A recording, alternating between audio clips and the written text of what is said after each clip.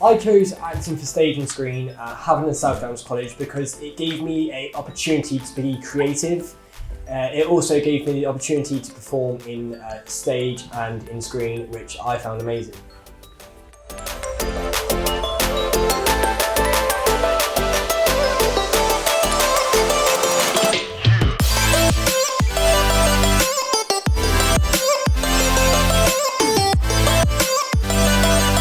We get the opportunity to explore kind of classical and contemporary, which is nice because obviously it's good to try classical things, even though it's a bit scary, but it's good. We definitely do that more in the second year, so it's a little bit less intimidating. But we get a lot of chances to really devise and be creative, and I think that's what was so interesting for me when it came to this course is I was able to let my creativity kind of flow, and I really found myself as an actress, which is something I really think the teachers strive for you to be able to show during this course.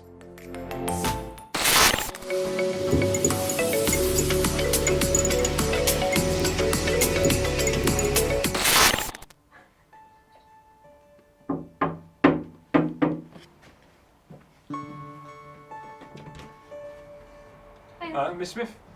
I'm not Mrs. Smith, but my mother and my daughter. Freddie Knowles, private investigator. Your mum and I have been recently to look into the investigation of your sister. Okay, would you like to come in? Please. It's just through this way. Lovely house you got here. Thank you. This is the living room. No, go ahead. So your sister Lottie. Let's start there. When was the last time you saw her? I saw her last night just after dinner at 7 o'clock. Okay, and what was she wearing? She was wearing grey trainers, blue jeans and a white and nude jumper. And is she wearing anything identifiable such as jewellery, necklaces, clothing, anything you can identify? She has her hair down.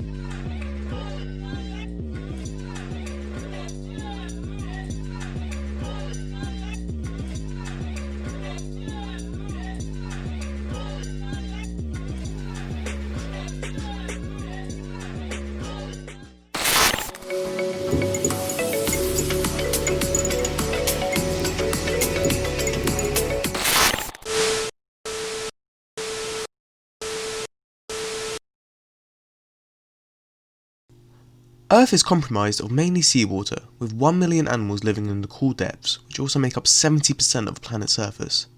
Yet humans fill these oceans with garbage, pollution, and chemicals in the name of profit and convenience. One of the main pieces of garbage we throw into the ocean is plastics, which are extremely dangerous to life in the sea, as zooplankton often mistake these tiny pieces of plastic for food, which is a massive problem as zooplanktons make up the base of the underwater food chain, with nearly every underwater creature and ecosystem being dependent on their health.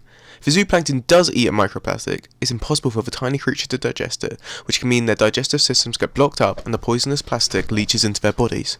More worrisome, however, is that when nature takes its course and the zooplankton does get eaten, the plastic is then transferred to the predator who ate it, meaning that if the zooplankton then gets eaten, the plastic stays forever in the predator's digestive system. Luckily, I was able to sit down with Mrs. Allison, so I could understand how and why microplastics are so dangerous to our society, and if there are any ways to help stop the amount of plastics that we throw away. So anything that can be reused, reuse it. We all now have reusable carrier bags. We can now get reusable straws or cardboard straws that can be recycled.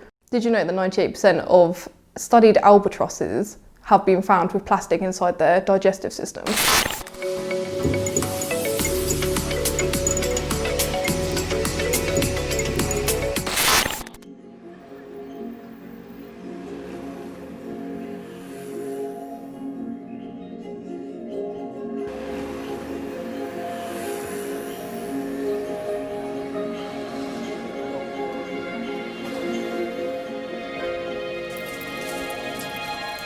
All right, Paul.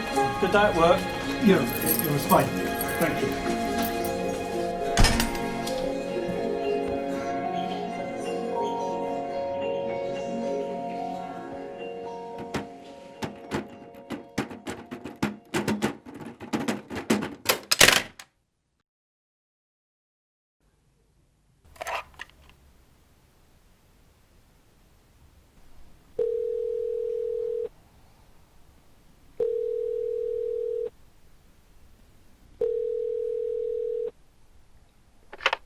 Hello, and welcome to the customer support hotline to guide your electronics.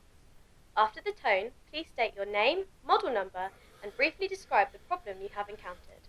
Okay. After this, you will be put through to a live staff member. Hello. Hi. Paul, right? Yeah, that's right. Paul. Good evening, Paul. My name's Adam. How can I help you? Right. Well, as I was just saying to that robot, I was saying that the DVD player. Well, I was watching a movie, and suddenly the DVD player began to make these noises and move about a bit, and the TV screen started going all weird, and then there was this pop that came from the DVD player, and something might have blown a fuse because all the electrics went out, and then there was a puff of smoke. Okay, Paul. Don't worry. I think I know what happened. I can get that sorted for you. It's likely to be a simple problem with a loose wire moving out of its place and just sparking with another one. Okay,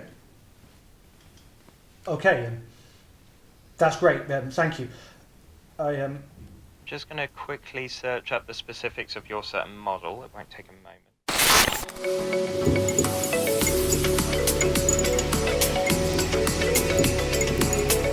Ever since our ancestors first put stone to stone, as humans, we've been avid storytellers. We found new and innovative ways to tell our stories, passing them on through generations, technological revolutions, and all across the globe. No matter how it was read before, whether on tablet, parchment, a hardback, through a cassette tape, or tablet again, everything is accessible through Audible. Same stories, speaking volumes.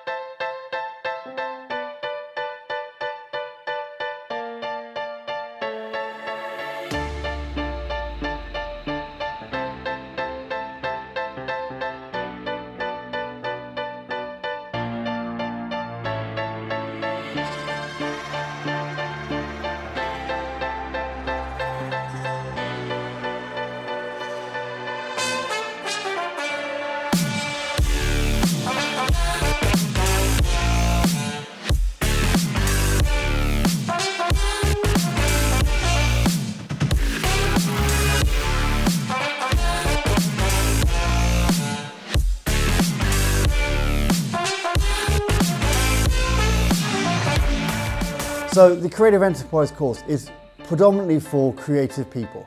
This is not a business course, this is a course for growing their business.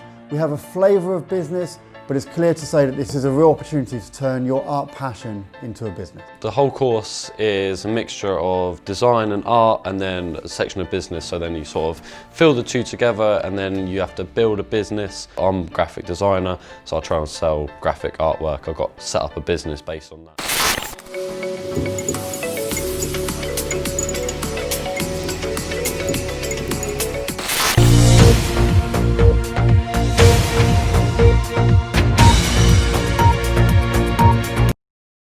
For the last 3 years, the rate in vaccinations have continued to drop.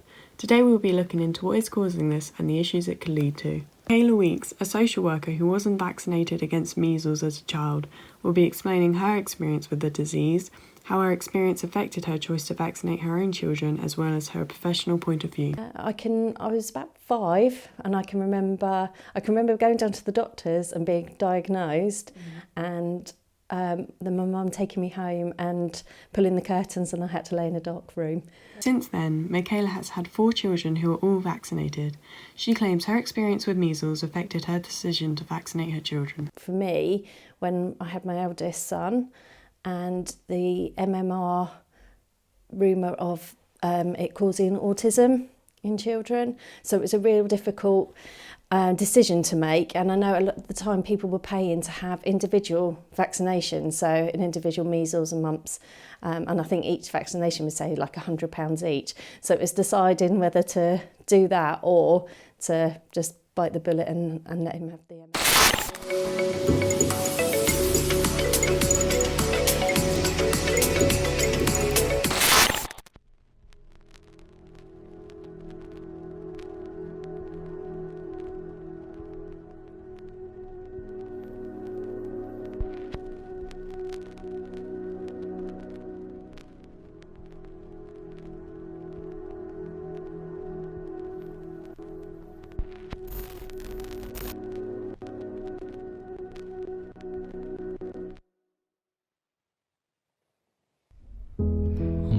Depression too many times. I needed discretion, I'll chuck you an antidepressant, but you need the pain inside to determine your personality. Born bred minority, this the person you were made to be, a natural born anomaly. The only time you're living is when you know you can barely breathe. Outspoken like a mute, misspoken like the truth. Heartbroken cause no one wants to take the time with you. No one will take the ride with you, but can choose your face is the thing they'll like to. Someone being themselves is something they don't like to do. It's f***ing sickening. The way people be choosing the way they wanna be living. Just take so much but never keen on giving. Always down for a killing. If they making a killing, it's the wrong thought. If you ever feeling what I'm feeling, opinions are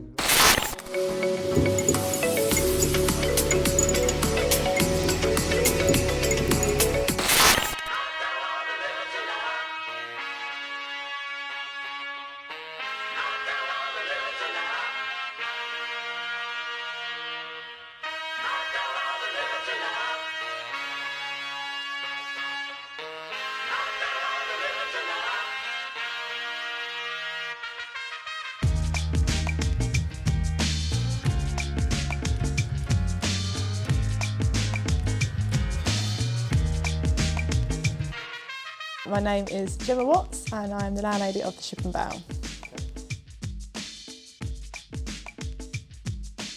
I was working as a manager for Fuller's in a managed pub, and we had an idea that we'd like to run a pub as a tenant. So started looking into it, waited for a pub to come up in the area that we were looking for and something that fitted our criteria. And then this came up, and so we just put an application in to apply for it and was successful.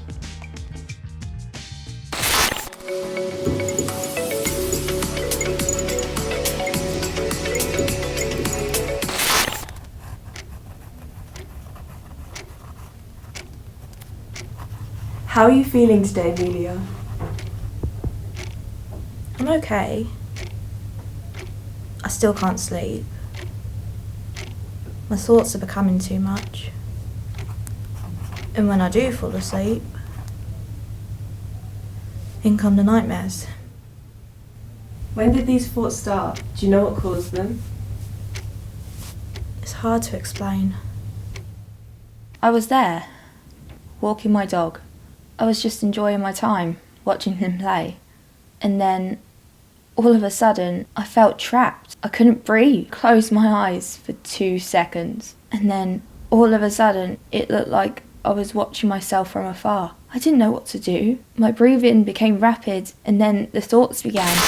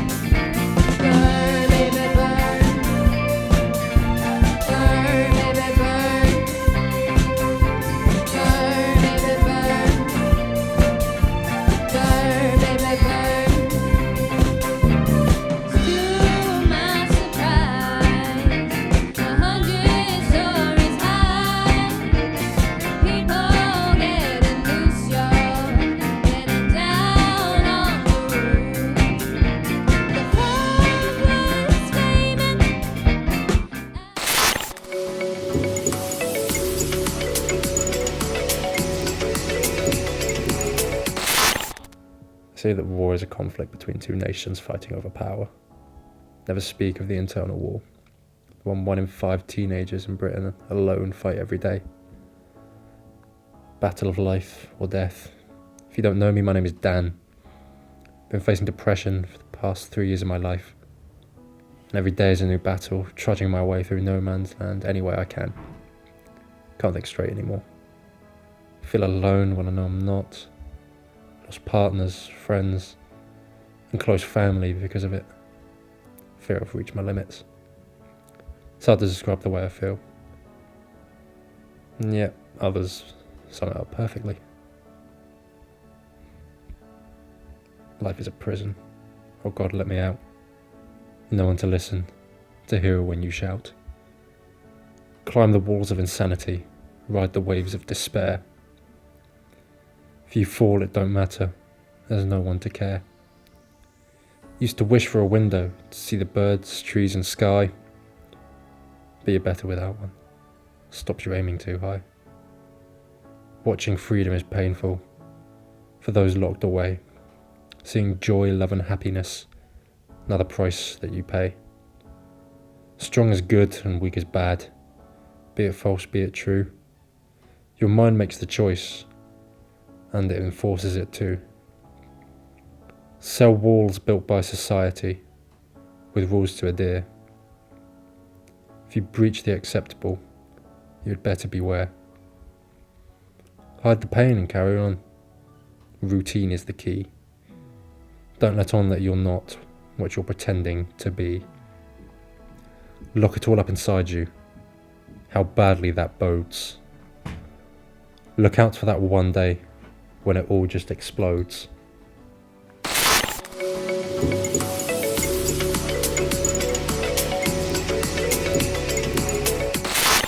We've got a Parks for People Heritage Lottery Fund funding source, and that allows us to do some amazing things in the estate, restoring the Regency parkland, and you'll see a lot of that going on at the moment with serious amount of vegetation being cleared, and after that there'll be a planting phase, and then in the next 5, 10, 15 years then we'll start to see something of that original planting kind of showing through. We're restoring the main coach house and associated buildings, which is where we're sitting at the moment, turning those into a cafe, into a small visitor centre, community rooms.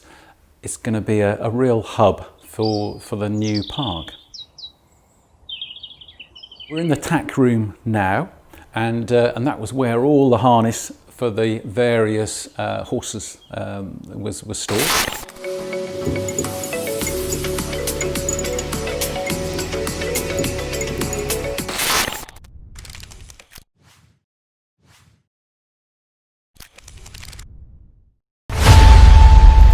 See, when you live in a town like this, you always feel free to do whatever you want. You always feel protected. Not a worry in the world. Nothing can go wrong, right? Then one day, that's when you realise that's not true.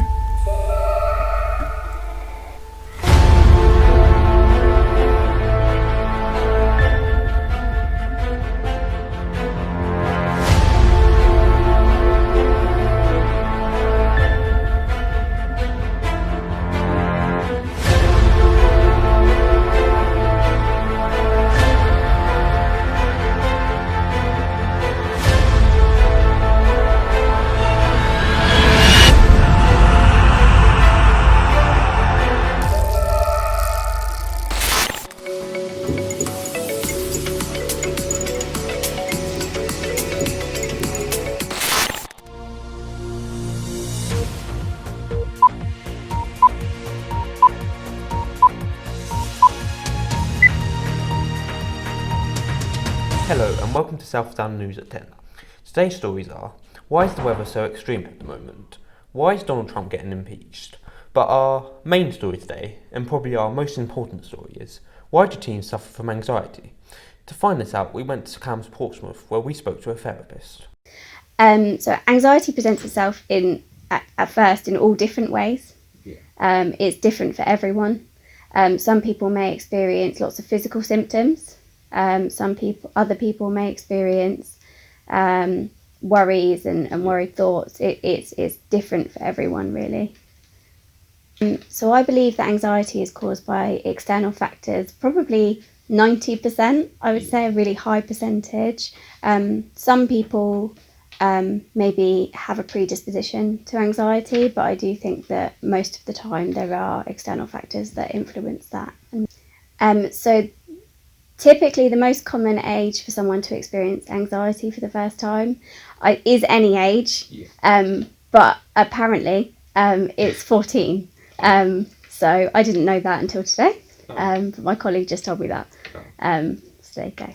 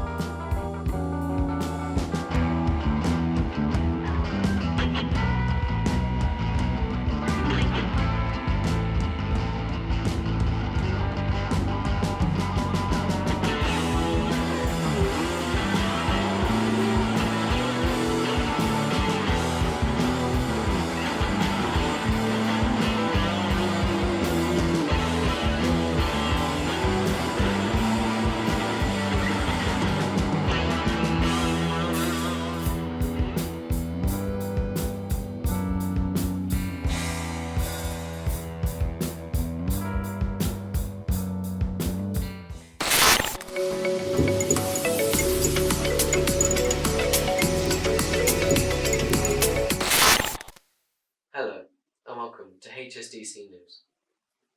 School. Does the system need to be changed? The old system, abolished, changed to the new system, which is now under pressure. Is there enough creativity within the new system? Can that creativity allow students to gain a career in the creative aspect of choice. We went to a school to interview a head teacher to see what his thoughts were on the subject matter. I don't think the school system needs to be changed. Personally, I think that Progress 8 and the greater emphasis around more children getting GCSEs at 5 and above in a broader range of subjects is actually driving the standard of education forward. The new reformed GCSEs are so much more challenging for young people, and it's not acceptable anymore to just cram in year 11.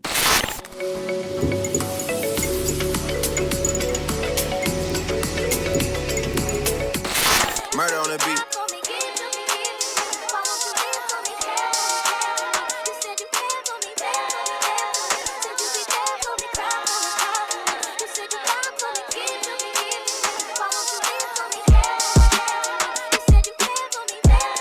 So there's a debate primarily at the moment if skateboarding is classified as a sport or not. What are your views on this? Yeah, see, having been through it from the beginning, seen it evolve, and the way that skateboarding's, first off you didn't even know you could do RDAs, and then you could do an air, then you could do a hand plant, and you see it evolve and you learn all these things. I think skateboarding's a personal journey. I think it's sort of something that you go along with your friends and you have a good time, and it's about fun, and it's about pushing yourself and seeing what you can do. Sport-wise, obviously I've entered a lot of competitions, and I've skated for I personally think one of the best companies in the world sort of like skateboards, and they were always promoting more of the fun of the skateboarding more than it was a sport. It's become more of a sport, but I think that's because of sponsorship and sort of money that's been put in. And I think obviously the sort of recognition that skateboarding's now got around the world, it's a big business, big money. I don't know, it's a sport. I think it's definitely a creative thing that you involve yourself in, but I'm not sure that it's a sport that you can sort of judge very well. I've said that I've judged in competitions and whatever, but I don't know. Sport is a hard thing to say, really.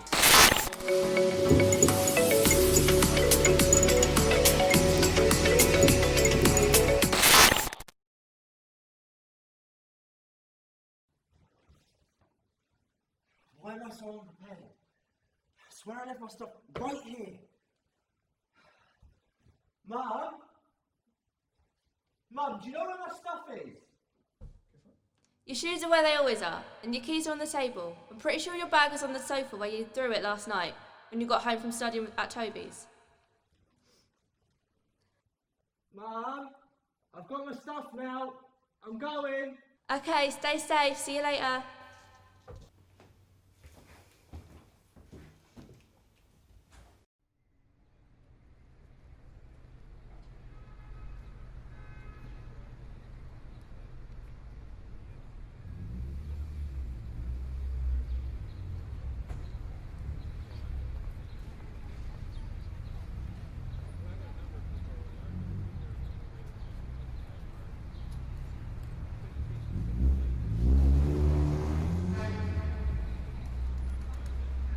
Oh, hey Jamie, come on, quick, come in. Oh, cheers, thanks for inviting me.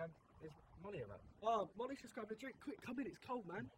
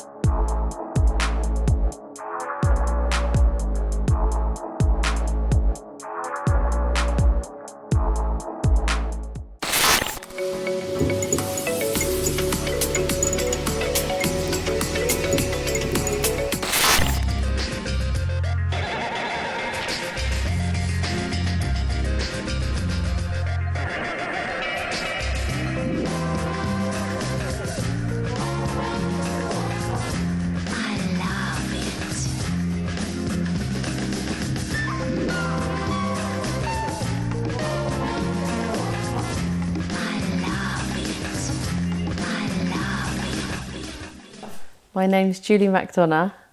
The business I had was called Innertube Limited. I had it when I was about 20. I was at Portsmouth University, and in my final project, quite a few people were asking me to make things for them, and Harvey Nichols, Harrods, Selfridges asked if I'd do some designs for them. So it kind of went from there. I wanted to be a teacher originally, but then after graduating and having so much interest, it just kind of happened, and then that was for the next 12 years. When I was in Egypt, they were making water carriers out of old recycled inner tubes, and I just thought, wow, what an amazing idea. I took some photographs. When I got back, we were doing a project on recycling, so I started making some forms and then went to Kew Gardens drawing, and it kind of evolved from there. The Prince's Trust, when I first started, they helped me set up a business plan and gave me a financial advisor who he had his own company, and he helped me do all the profit and loss and forecasting and things like that. And he also put me in contact with a trade fair, so then the Prince's Trust funded me to do my first trade fair.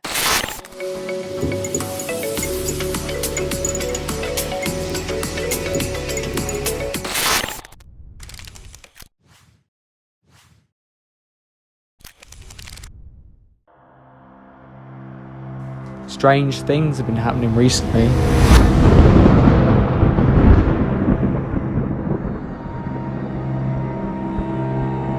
What do you mean? Well, at 6 o'clock every night, boom.